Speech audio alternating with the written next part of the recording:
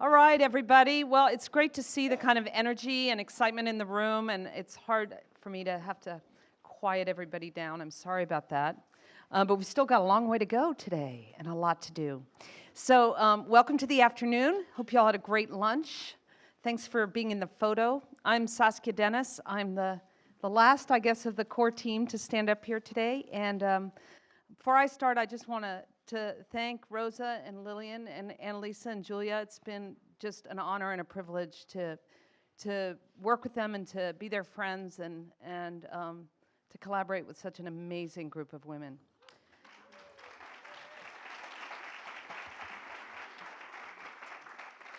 So I want to give you the, go through the formality. This is an AIA, a registered AIA continuing education session, so there are some protocols that we have to meet in order for you to get those credits, and so bear with me as we go through that. So this afternoon, this morning was really about career dynamics, and if you'll remember, what that was about were things that were coming out of the survey that related to people regardless of which part of their career they might be in. They were kind of separate from time. This afternoon, we're kind of focusing in on what we have always called the pinch points, the career pinch points. And those are kind of professional and personal milestones that we see from the data can start to form roadblocks. And the roadblocks that they form may manifest differently for men and for women. And so that's kind of the focus of this panel and this session. And so we're going to explore those pinch points, and we're going to talk about some strategies for fostering equity on the panel discussion afterwards. And we hope that, here are those learning objectives.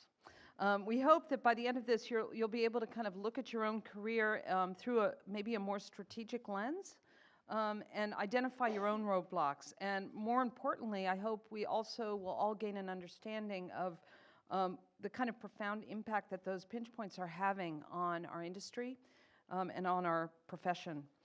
And finally, you know, I think this is a really important one. At the end of the day, we talk a lot about the safety and the health and welfare of our clients and of the public that we serve. We also need to be concerned about our own health and welfare and safety. And a lot of these pinch points have a real relationship to that. So that's an issue that's near and dear to my heart. So without further ado, we are going to have Annalisa Pitts and Kendall Nicholson come up and present the data that relates, as it relates to the pinch points.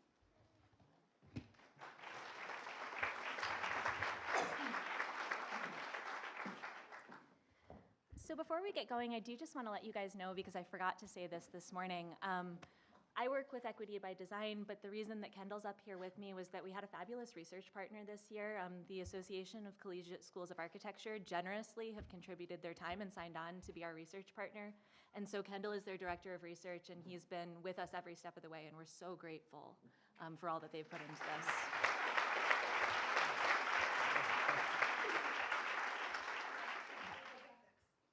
Oh my God, yes. And we think of Ming as one of our own, and so we sometimes forget to give her enough credit, as I know that we're all used to that sort of mindset. But Ming Thompson of Atelier Cho Thompson generously has provided us with the infographics today. They're beautiful, they're incredible. She took messy data and made it legible to all of you, and so thank you so much.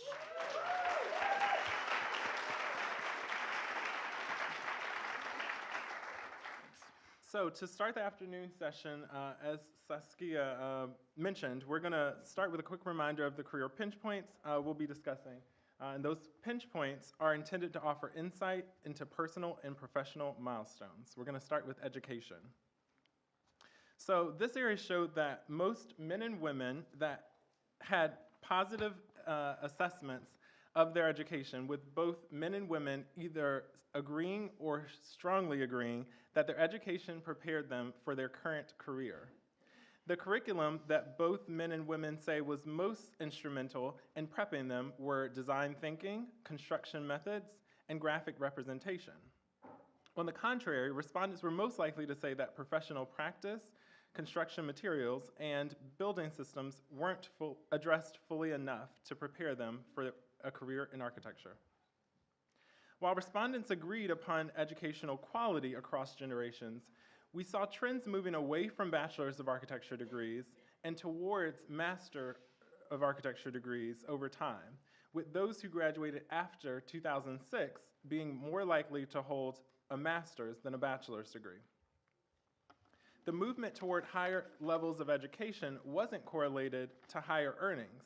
At every experience level, we found that earnings were comparable for those with or without graduate degrees, meaning that men with bachelor's degrees earned more on average than women with master's degrees. I think it's also worth pointing out as we think about this that because it actually takes 3 years to get that master's degree, and we're looking at this by years of experience, you could actually expect somebody with a master's degree to have lower lifetime earnings than somebody with a bachelor's degree. So on to the next pinch point, because that made me sad.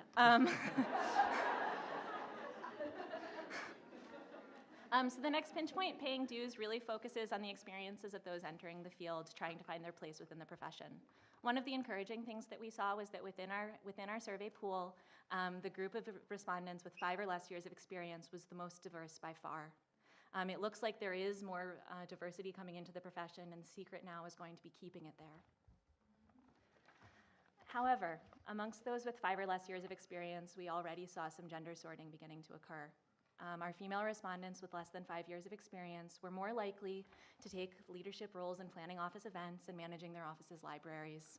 Meanwhile, they were less likely than their male counterparts to take on firm-wide project standards, BIM or design technology, strategic planning, firm operations, and management. And so while we were interested in sort of looking within that group of 0 to 5, we were also interested in seeing how the experiences of those early in their careers compared with the experiences of those with more experience. And we found some weird paradoxes. Those with less than 5 years of experience had more positive assessments of their workload, they were more optimistic about their futures, and they had slightly better assessments of their work-life flexibility. Given all of that, it's a little bit weird that they then thought they were less likely to say that their work was meaningful and rewarding, they were less likely to feel involved, they were less energetic, and they were much less likely to be planning to stay at their job for the next year. And so we see that those first 5 years are really built on expectations without sort of the reality of the day-to-day coming up to support that. And so given the importance of retention in those first 5 years, we were interested to see whether there were any drivers of whether or not somebody was likely to plan to stay at their job.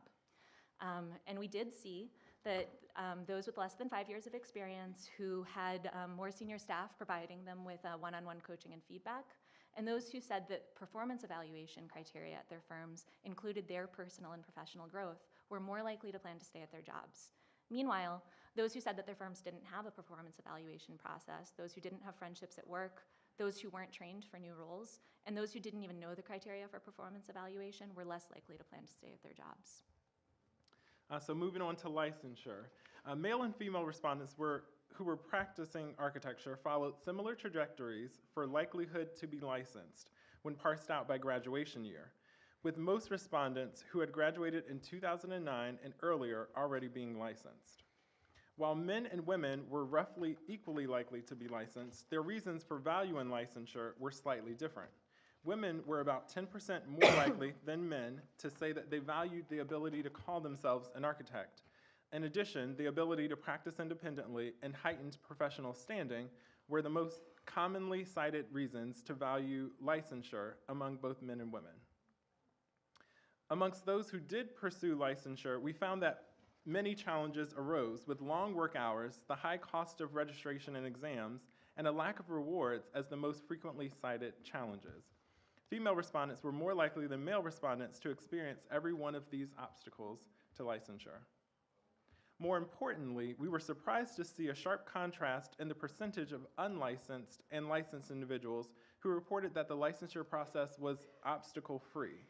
Licensed men were 10 times more likely than unlicensed men and 20 times more likely than unlicensed women to say that they had not encountered obstacles in the licensure process. The next major career pinch point, working caregivers, impacted very many of our respondents. We were surprised to find that amongst those who are currently practicing architecture, women were less likely than men to be parents at every single stage of their careers. There are 2 possible explanations for this, and I think that it's probably some combination of them, and unfortunately our research can't tell us this. But possibility number one is that perhaps women who begin careers in architecture are just less likely than their male counterparts to have children. Possibility number two is that women who begin careers in architecture are more likely to drop out of the profession after having children. And so this is something that we'd love to explore further, and because this does seem to be an issue. So when we looked at those who were in the field, so they were working as parents, we found that when we compared their career perceptions to those without children, there were some major differences. Parents tended to have slightly more negative assessments of their workload and slightly lower career optimism than those without children. But meanwhile, they were more likely to be focused on their work, more likely to find it meaningful and rewarding, more energized by it, and really importantly, they were much more likely to say that they plan to stay at their current jobs. So given all of these positive assessments, now we talk about some of the challenges of parenting. When we compared parents and those without children, we found that mothers were much more likely to face a whole host of work-life flexibility challenges. They were more likely to have left a position, to have turned down a job, to have turned down a promotion, and really sadly, they were much more likely than women without children to have turned down a promotion. Given some of these differences between men's and women's work-life flexibility challenges, we wanted to look at the roles that mothers and fathers reported taking in their children's lives. I do want to preface this by saying that there are probably, I work with a lot of wonderful fathers. There are a lot of wonderful fathers in this room. We want to share some of the patterns, but we also really do want to celebrate the wonderful work that you guys are doing raising your children. So when we asked our respondents how much time they, sorry, was that like a non sequitur that you didn't believe? I really do mean it.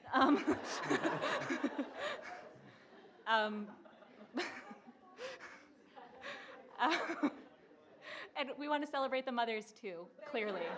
Did you guys think that I didn't mean that? Oh my God. Okay. So when we asked our respondents about how much time they had taken off following the birth of their last child, we found that mothers, the median length of time taken for a mother was 3 months, and meanwhile, the median length of time taken for a father was 1 to 3 days. Given this discrepancy at the beginning of a child's life, it's not surprising that as children grew, mothers were 10 times more likely than fathers to report being the primary caregiver of their child. This clearly has impacts on work-life flexibility, but it also has real impacts on where people choose to work. We found that amongst both men and women, those who were the primary caregiver were much more likely to work in a firm with 20 or fewer employees, and much less likely to work in a firm with 1,000 or more employees. We don't have a lot of insight into what the sort of secret sauce of these small places is, but again, it's something we'd like to explore further, and I think we can all speculate on what it is.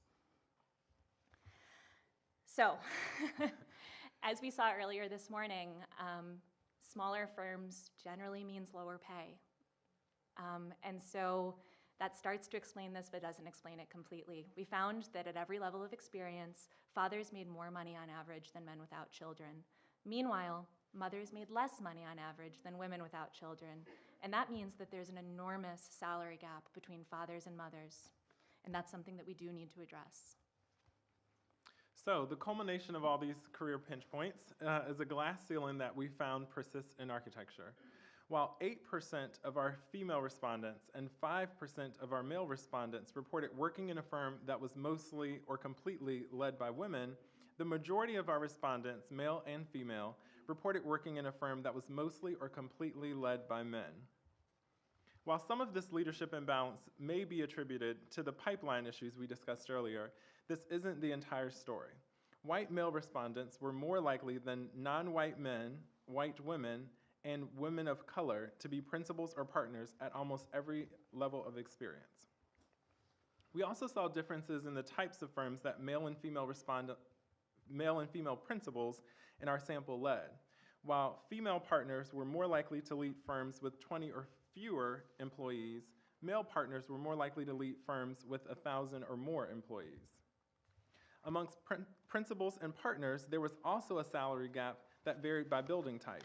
The smallest gap existed between male and female partners working on higher education projects, with male partners averaging $6,000 a year more than their female counterparts. Meanwhile, male partners working in healthcare earned $17,000 more. Those designing corporate offices earned $19,000 more, and those designing single-family residential projects earned $20,000 more.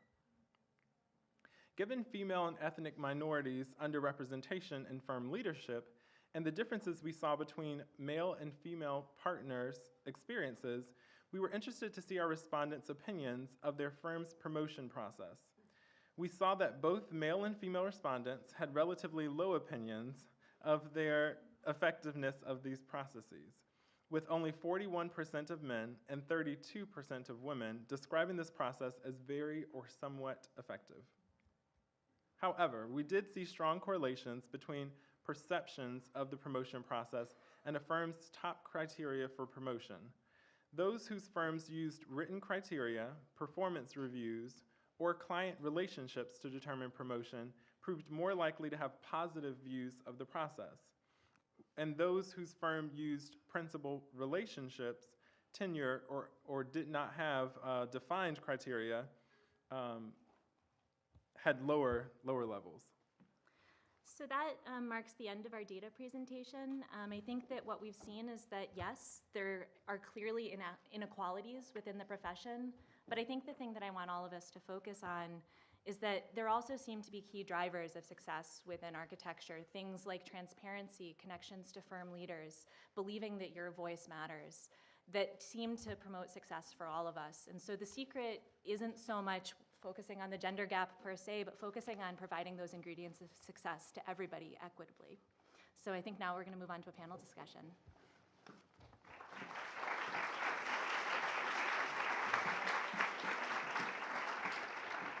Okay, so we have a kind of amazing panel to talk about all this, and so maybe as they are getting themselves situated, I'll be introducing them because we are on a time crunch, people.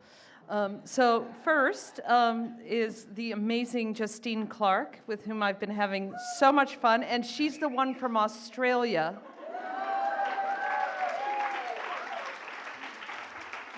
Justine is an architectural editor, writer, researcher, and critic. She's the founder of the advocacy organization Parlour, Women, Equity, and Architecture, and co-author of the Parlour Guides to Equitable Practice that was such an incredible inspiration to all of us when we got started with Equity by Design. She was editor of Architecture Australia, the Journal of the Australian Institute of Architects for 10 years, and she's an honorary senior research fellow at the University of Melbourne, Australia. Dijl Bergman, wave Jill, is a principal at HDR and a leader in healthcare facility planning and design. We're going to want to hear what she thinks about those salary gaps. Jill holds her architectural license in California and is an ACHA board-certified healthcare architect. Her background is all healthcare projects, mostly with large firms, mostly big projects. She's navigated her way through multiple pinch points, maybe the same pinch point a couple of times, across 20 years. Jonathan Massey is the Dean of Architecture at the California College of the Arts. He's an architect and a scholar, and he studies the ways architecture builds civil society, shapes social relationships, and manages consumption. I'm really interested in that last one. As an academic leader, he works with faculty, staff, and students to build a more equitable field. And last, but absolutely not least, is Emily Grandstaff-Rice, who's a senior associate at Arrow Street in Boston and a huge supporter and mentor to many of us in Equity.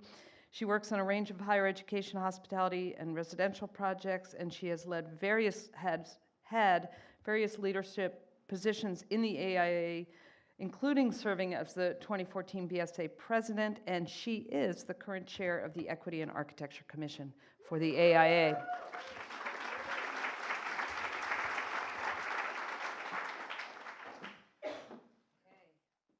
He's switching my mic. Yes, he is.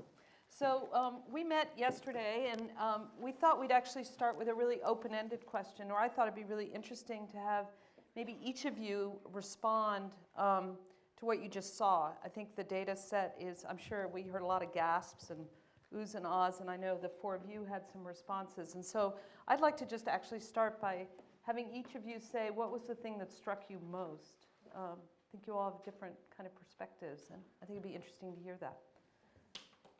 I'll go ahead and start.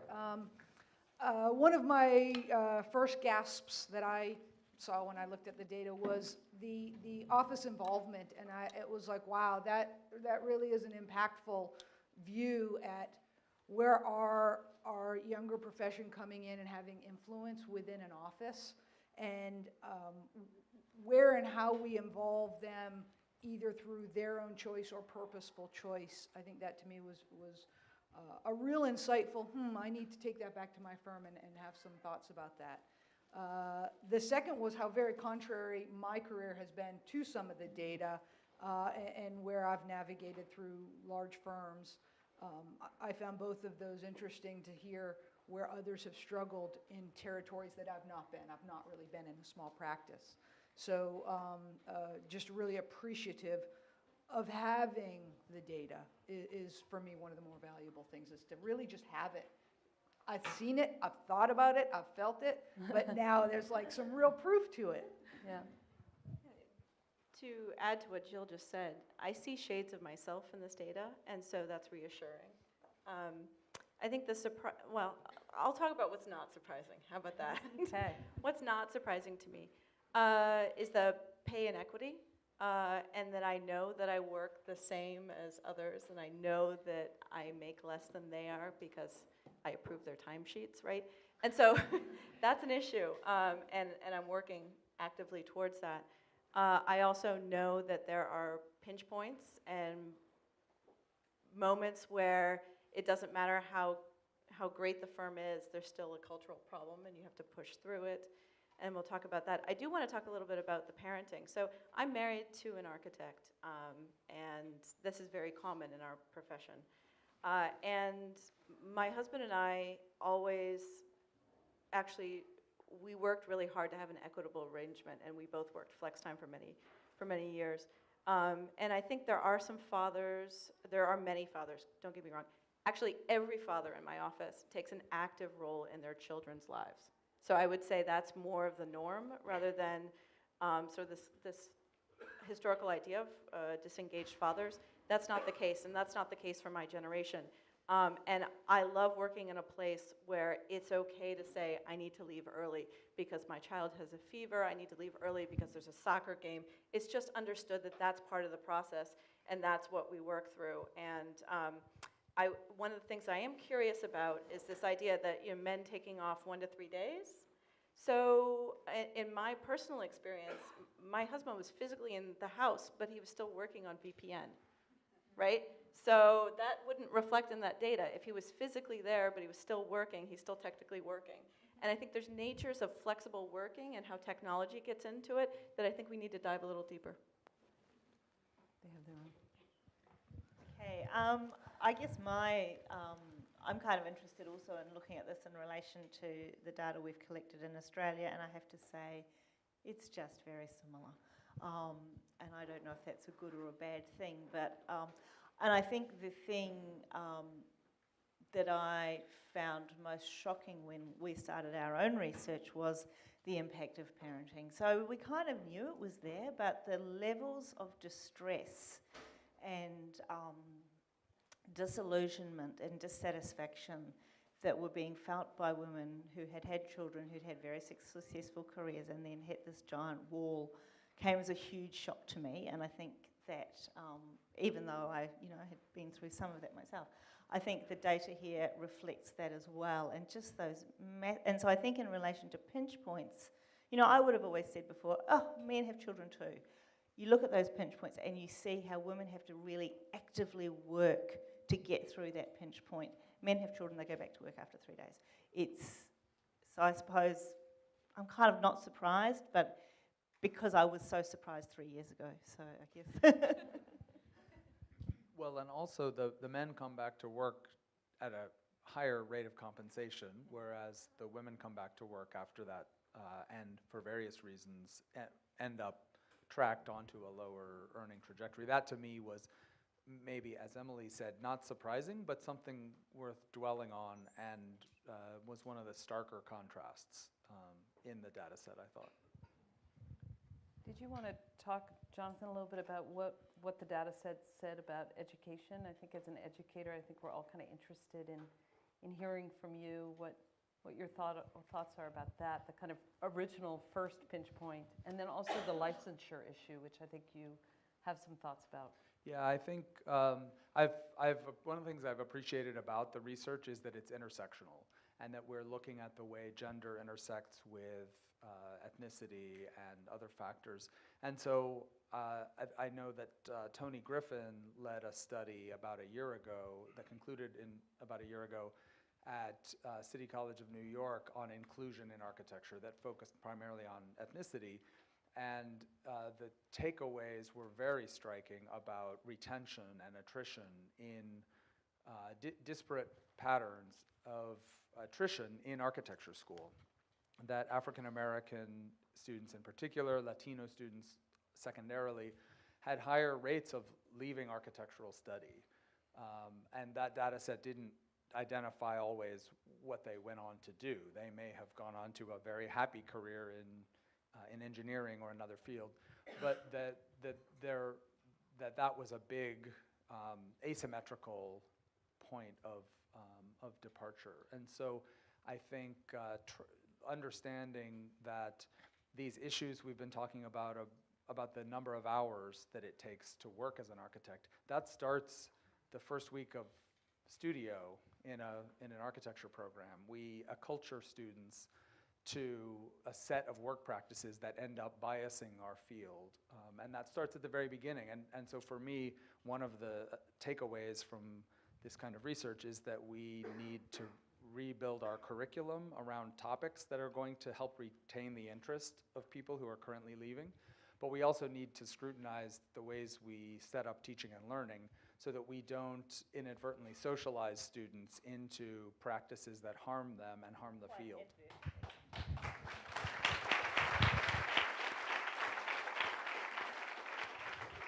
And I'm not sure it's always inadvertent. I mean, one of the other things that struck me in relation to the education is people identifying professional practice as an area where they really weren't served well. Now, professional practice is the subject area that every year I go along to the schools in Melbourne and I talk about gender equity. I talk about how one might navigate a career, and I know that those people teaching those courses are discussing this more fully in their other classes too. So it's an area that is being seen as not being taught well, and it's also the area where how you strategize your career in terms of equity, it's the only place it's the main place it's talked about, so there's a kind of double. Yeah. If it's not being done well, there's a double disservice. Right. So what do we do about the pinch points? Do we power through them? Do we ignore them? Do we put on a suit of armor and kind of, I think charge like knights through it? I think that's kind of the real question of how should each of us kind of relate to these pinch points that we kind of feel inevitably coming at us? I think you do what you can.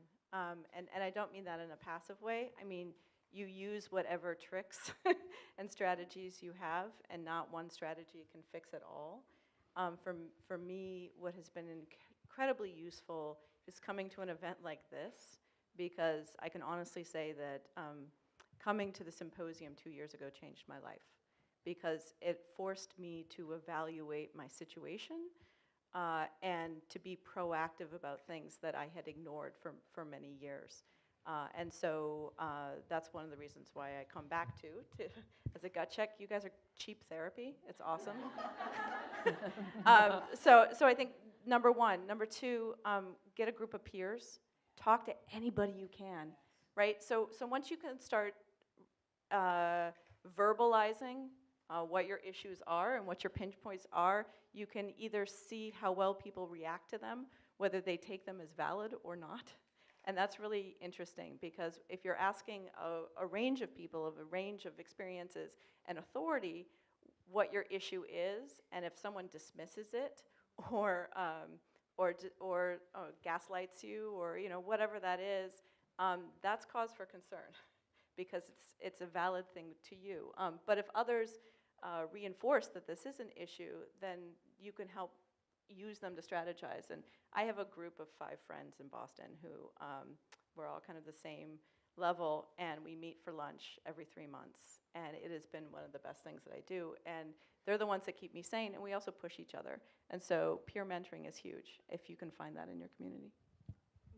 I would wholeheartedly agree with the peer mentoring, and I also think I'm a principal now at HDR, and we had a 5x5 in the office about we're trying to bring in design, and so I did 5 slides on goofy sandwiches I made for my kids' lunches, and I was like, design is everywhere, and I had so many people come up after me, and they're like, wow, you know, reflecting on my engagement with my kids, and they're like, wow, I've never had anybody in the office present anything they did at home, and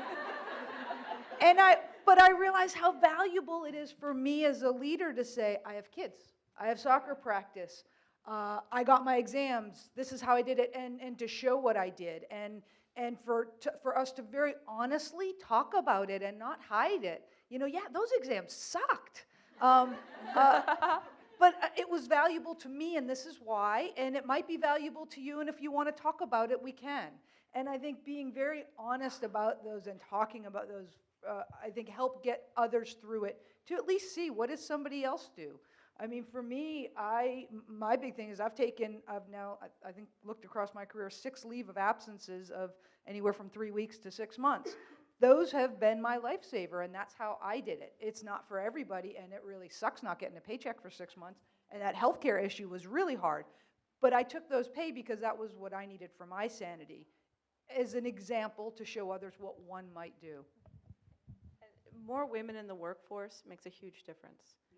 There's a woman who works for me who's due with her first baby in 2 weeks. We sit next to each other. She has an open line to ask me any childcare questions. She sees me do it.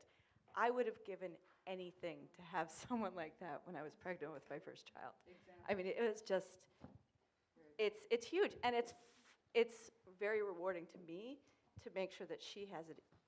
She has a lifeline that I didn't have.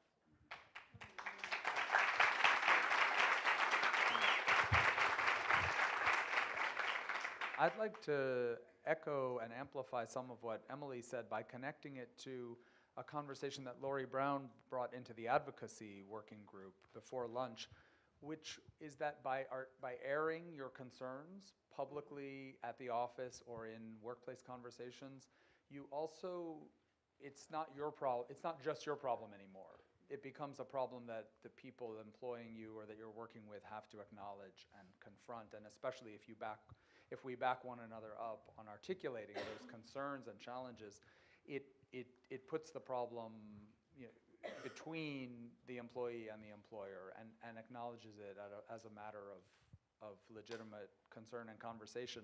Lori brought in an example of a survey that law students are using to assess this kind of support they may have if they go to top law firms. And by asking them up front before accepting a job, you know, what is the gender equity balance at different tiers of your firm? How successfully have employees been promoted after taking advantage of flex time? That putting those kinds of questions out there puts the onus on the other side to take seriously the things that you might otherwise struggle with by yourself. It also, I think, reminds us that the we is not always an individual. So what do we do is not how do we individually power through it. It might be that as well, but it's what do we collectively do as a profession. And I think the statistics are absolutely vital for identifying the issue, which then gives people permission to speak about it without it seem like a personal gripe.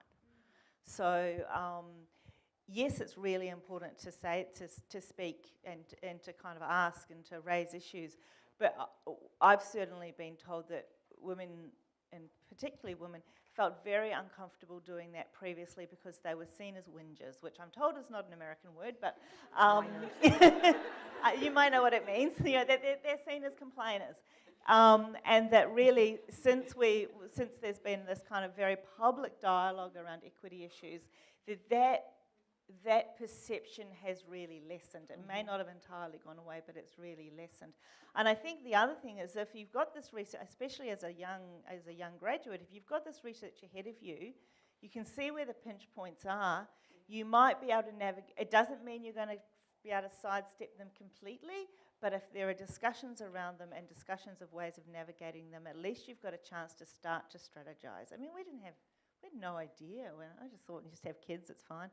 Kind of was, but it's not for everybody. And then again, I think children is not the only thing. I think it's really important this doesn't always devolve into a conversation about childcare.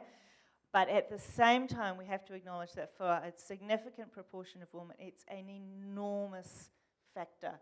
So we've talked about this, you know, how do we, it's not the only thing, and if we only talk about that, it masks enormous numbers of other issues. So. Right. So yesterday when we met, we had I thought, a really interesting conversation about licensure. You're going to put this on me? I could talk about it, but you won't.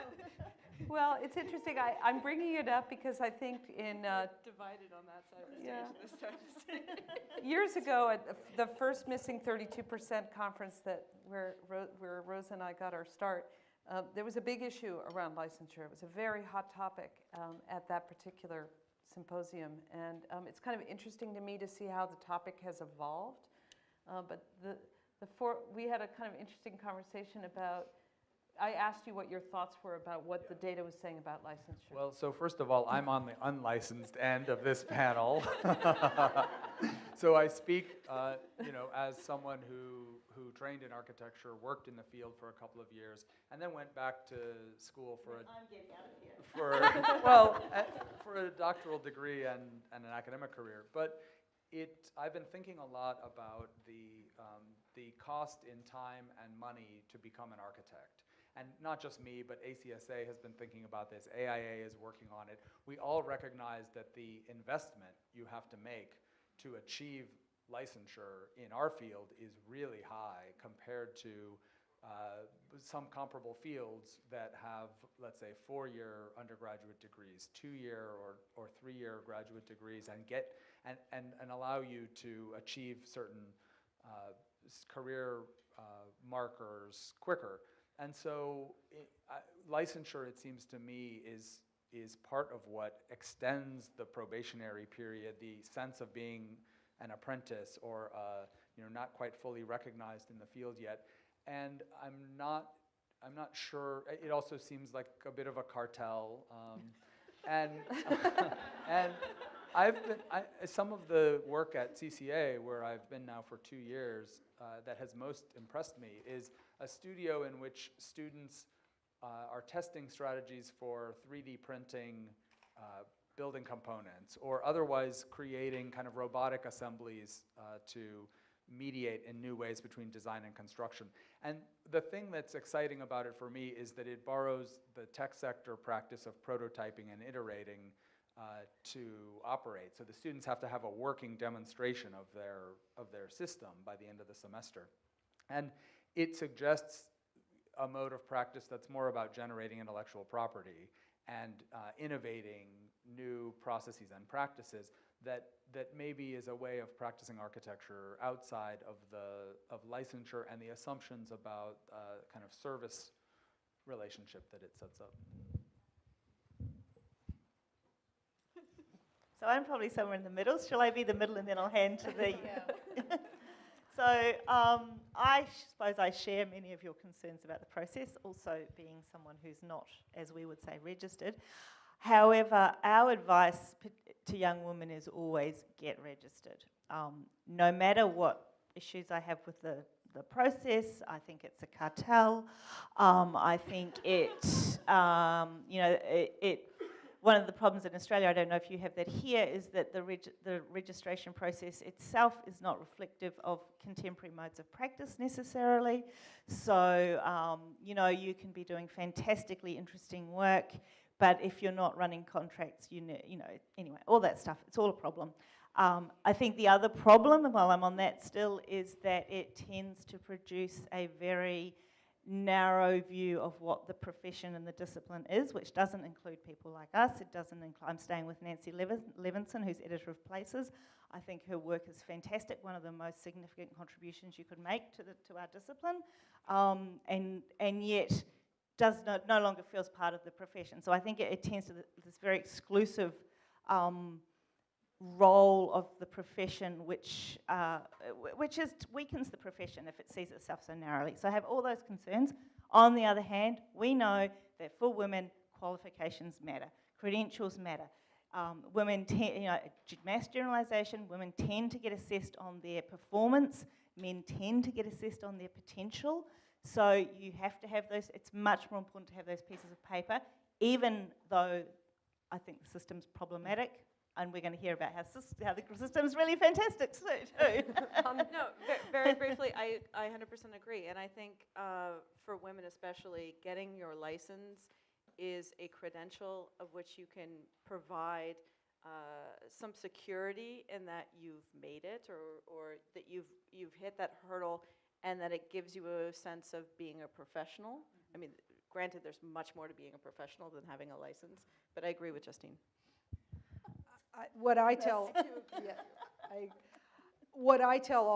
all staff in my office, and frankly, any architect, any student I can get in front of, get licensed as fast as you can, as early as you can. This profession is so big and so wide, and there are so many things you can do.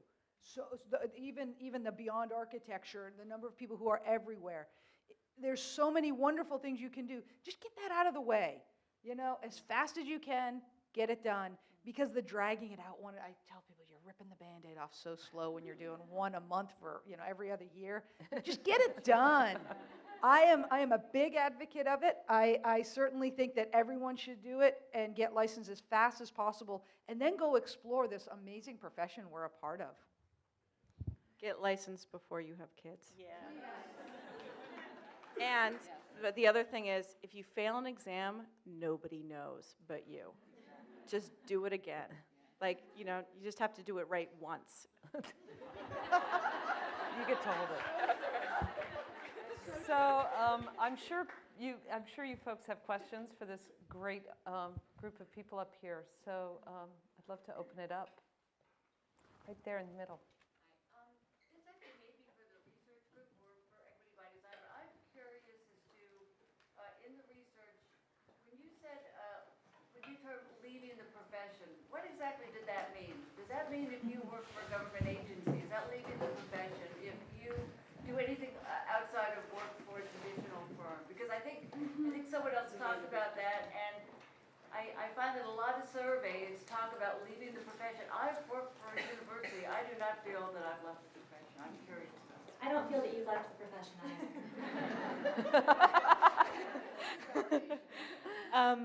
I think that for the purposes of our research, because a lot of the analysis focused on what the experience of being in a firm was, we needed to create a line where we said, this is what being in a firm is, and then this is this other category that we're calling beyond architecture. Maybe we should have called it also architecture.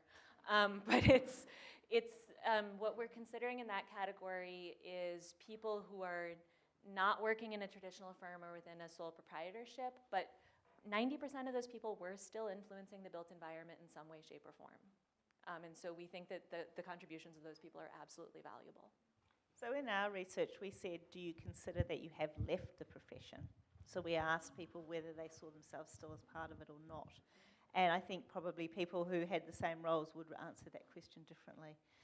There's some really interesting research by Carla Carotto, who's an American academic, who interviewed women who had left and leaving as in going into politics or going to become an engineer or really shifting discipline. And because there's this assumption that when women leave, they go home to look after the kids. And her findings were women had left to go into these quite, intensive and difficult environments, and yet they found them more hospitable than they found architecture. And I think that's based in, this country. I think it's worth reading. Yeah. So in the survey information, it also showed, when you talk about the wage gap, that at years 6 to 7, that's when the gap starts to take off. Do we know why? Like the age or the years of 6 to 7? No, we have not been able to dig into the data to that level. I have a question. How were the questions, who came up with the questions that you ask in the survey? How are the questions? Do you have a group? Yeah, so we based a lot of it on the 2014 survey, but then we also had weekly calls about each topic, and we cast a wide net nationally. We invited anybody who was interested in a topic to call in and share with us. And so we actually heard lots of individual stories, and we're encouraged to ask questions sometimes that felt a little bit like, do you think Ted was mean to me? Yes or no? But I think that ultimately patterns emerged about what the issues were, and we were able to construct questions around the patterns that we started to see being reported to us. And I think So we if you got want to be help. involved, we'd love it next time. Yeah, Kendall, I don't know if you want to add, because we did get help in the crafting of the questions. Absolutely, I didn't mean to make it. Yeah, it wasn't like the core group sat around and made a list of questions. Right, and so as ACSA, as the research consultant, did review the questions in addition with AIA. The questions went through a long and arduous process of crafting them so that they weren't, so that they were still empirical and were objective. I have a question. Is there any suggestion of how firms can best address pay equity, or when do we philosophically say that as the AIA, pay equity is a value for us? There are lots of tools online about how to conduct a pay equity audit. I think that's the best place to start. Just do an audit. Look at what you're doing.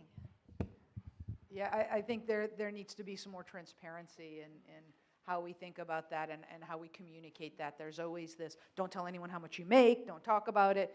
And some of that is, what are your peer relationships that you're building? I mean, I have some very frank discussions with my peers that I have, which are all across the U.S., and I can get a pretty good gauge of, what I should be earning and what that value is. And then, having some real hard discussions and some open transparency. There are a lot of resources. Pay equity is an area that's had a huge amount of work done on it in other disciplines. There's a lot of resources for practice, for aimed at companies, which practices can use. Of all scales, there's work around pay equity in small businesses, all the rest of it. It's all there. Like, it's not that we need to reinvent the wheel, but we just need to do it. Yeah, I think it's audit, and I think it's, Maya's ready to join. I think it's audit, but one of the things, Carol, you and I have heard is it's not enough to do it, but you also have to communicate it to your employees, because the assumption, for better or worse, is that there is pay inequity. So even if you are, if you are doing it, you have to be rigorous about communicating that, because unfortunately that's not the case at society at large. The harder thing, I think, to know how to, it's very entrenched, but the other issue is there's massive inequities across sizes of practice in particular, but also areas of work. And I guess I don't really have any answers to how the profession as a whole can address that, other than stop fee cutting. We're back to where we started this morning. How about this? So the male and the female gender gap and the pay equity, I'm almost curious about how many men are in the conversation to actually uplift that, because we're actually wives or, sisters of them. So how many men are actually uplifting the women pay equity? Because as they become fathers, we're the mothers, so, curious about that conversation. I think you need more women in leadership. This goes back to Emily and at the same time Jill.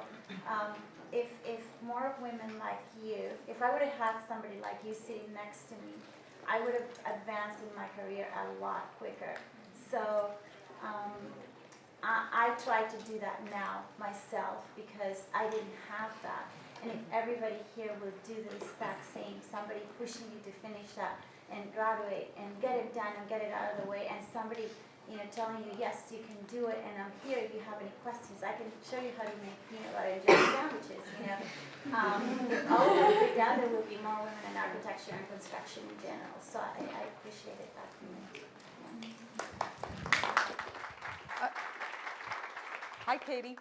I also think, to that end, is we need to enjoy and have zero judgment on how we look at flex time in offices. It's not a mommy track. It's not a parent track.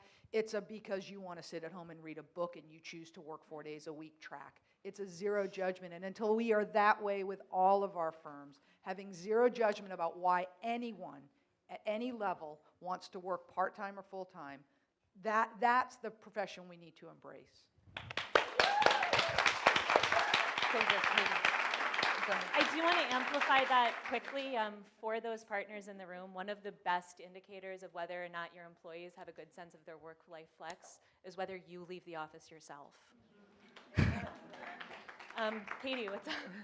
I'm just curious to see maybe an informal poll about equity and who is tracking it and who self-publishes it, and if you've done the audit. Like, I know that we left this last time.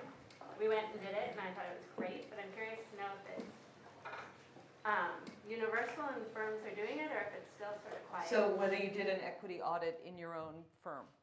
And could hopefully are ongoing. Yeah. With that, but just curious to know. How many of you work for firms where there's been some sort of...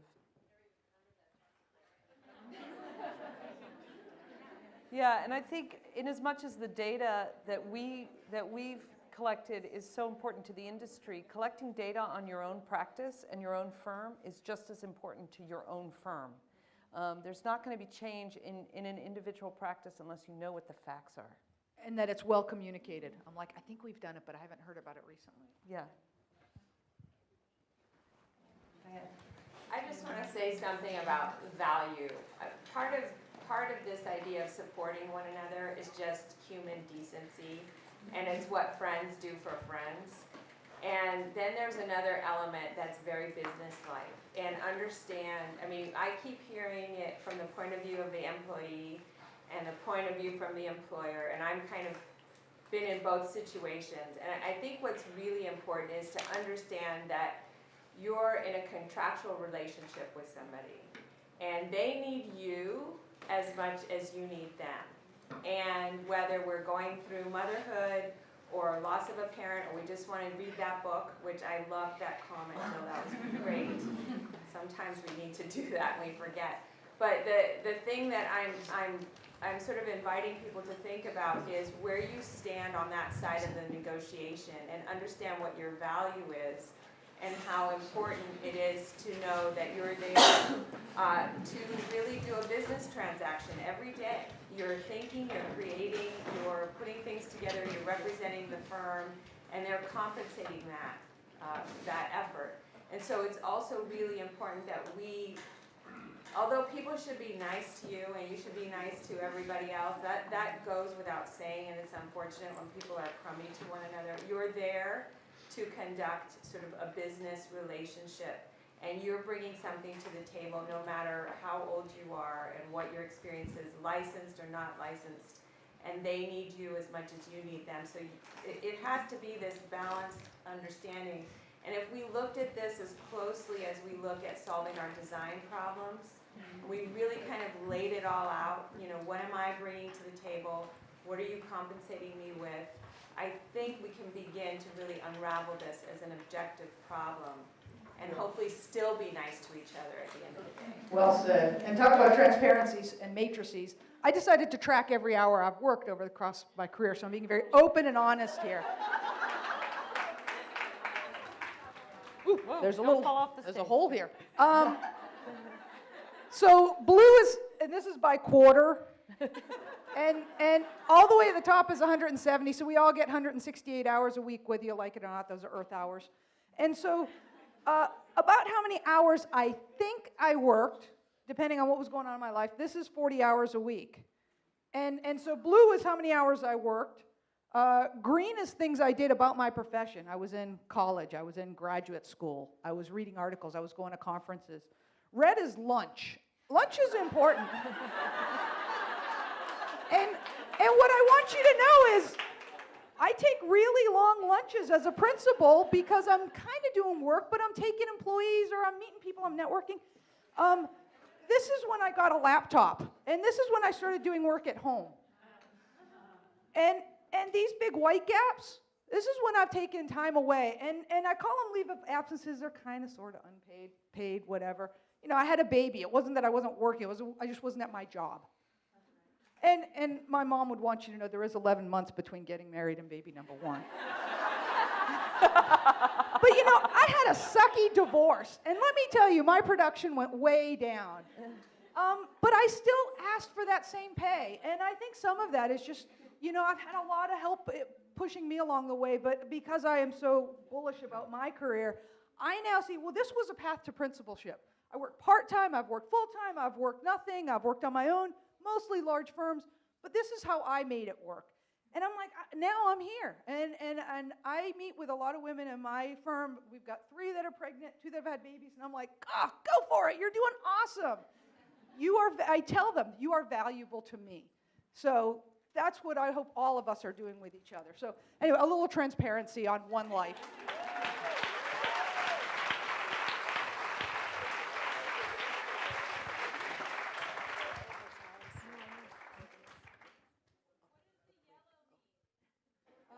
That was working at home, you know, because sometimes you're bringing the laptop home.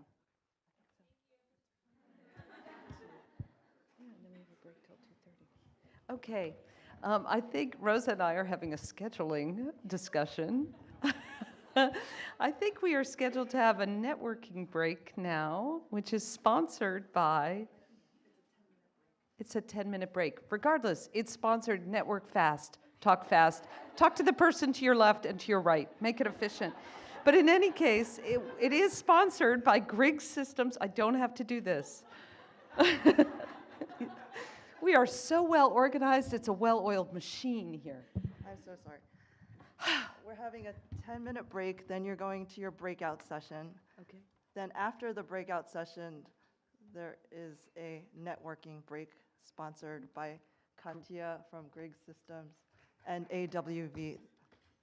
Sorry. No worries. I also want to just do a quick shout out, particularly to our Australian representative.